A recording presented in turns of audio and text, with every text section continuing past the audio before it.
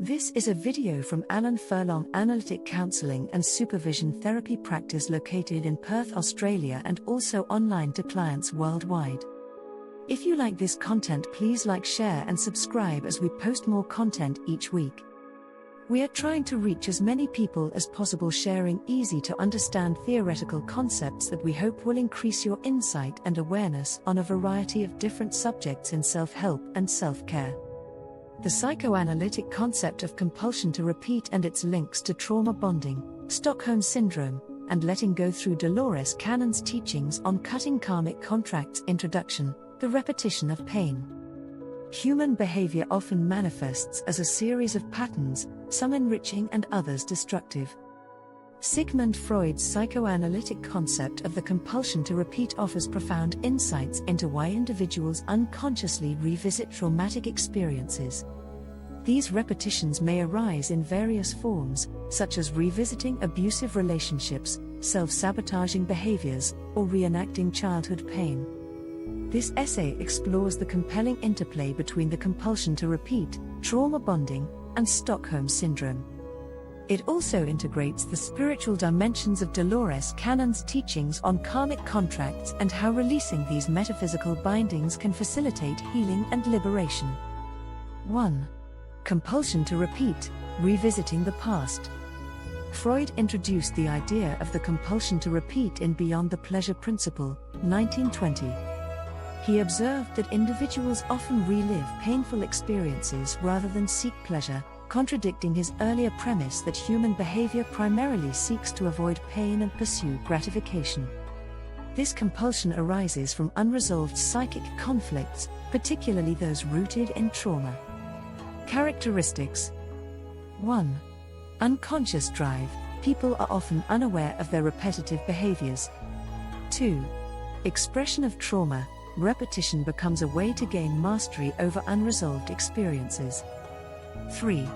Resistance to change. The individual paradoxically clings to familiar pain, fearing the unknown of healing. Examples: 1. A person repeatedly choosing partners who mirror abusive parental dynamics. 2. Reliving workplace dynamics echoing early rejection or neglect. Freud posited that these patterns are driven by an instinctual need to revisit and resolve earlier psychic wounds, even if this results in suffering. 2. Trauma bonding, emotional chains forged in pain. Trauma bonding is a psychological phenomenon where deep emotional ties are formed between an abuser and their victim. Coined by psychologist Patrick Carnes, it emerges from intermittent reinforcement, a cycle of abuse followed by periods of kindness or relief. This mirrors Freud's compulsion to repeat, as the victim unconsciously seeks validation and connection from a source of pain. Key features: 1.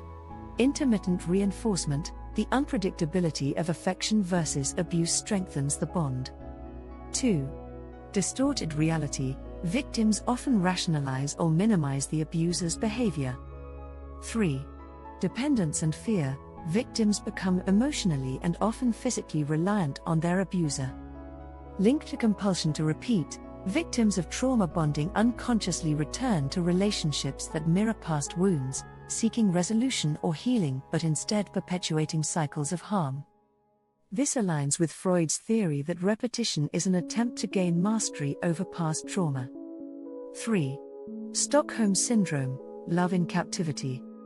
Stockholm syndrome, named after a 1973 bank robbery in Sweden where hostages developed empathy for their captors, is another iteration of trauma bonding. It involves emotional attachment and even loyalty to an abuser in scenarios of captivity or extreme dependency.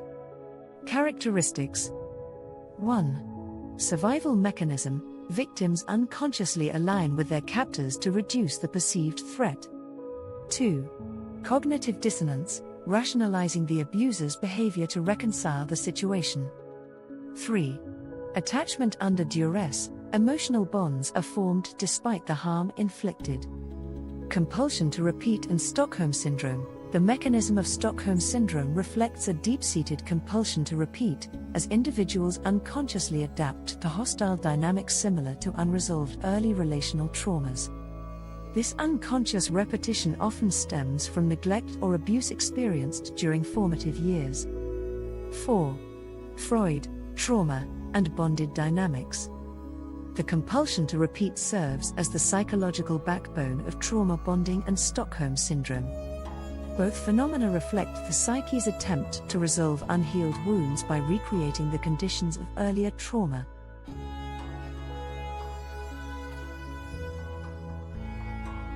However, the cycle often perpetuates rather than resolves the pain. Unconscious roots. 1. The individual seeks familiarity in relationships, even if it is harmful. 2. Early experiences with caregivers often shape how people perceive love, trust, and connection. Breaking the cycle, breaking free requires conscious effort, awareness, and often therapeutic intervention. The individual must confront and process the pain rather than unconsciously revisit it through maladaptive patterns. 5.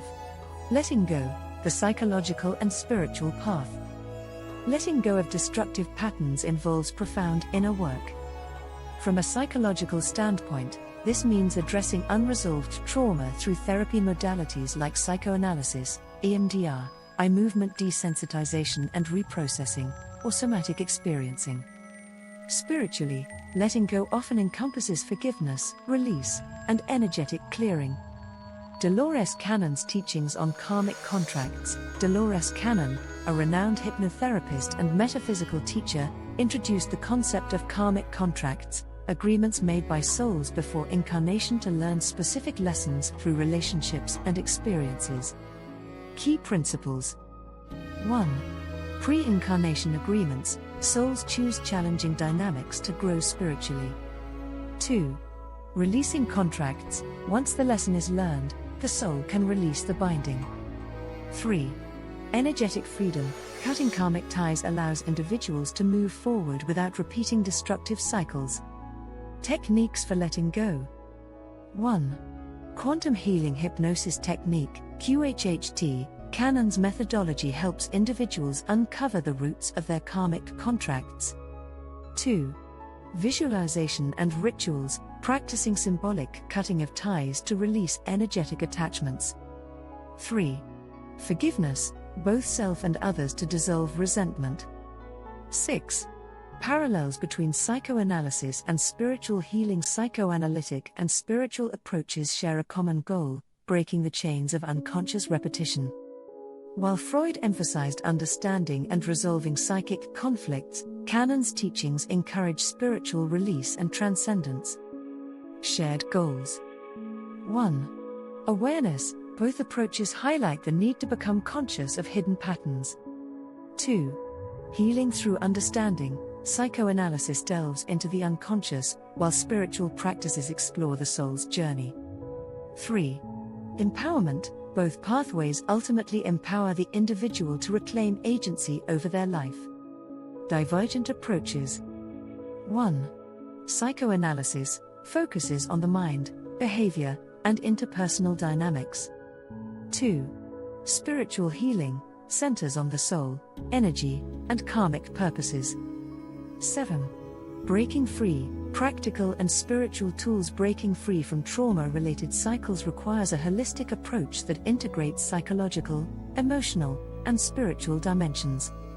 Psychological tools. 1. Therapy, psychoanalysis, CBT, or trauma-focused modalities. 2. Self-awareness practices, journaling, mindfulness, and introspection. 3. Support systems, building healthy relationships and boundaries. Spiritual tools. 1. Energy healing, Reiki, chakra balancing, or quantum healing techniques. 2. Karmic release rituals, symbolic cutting of cords with harmful influences. 3.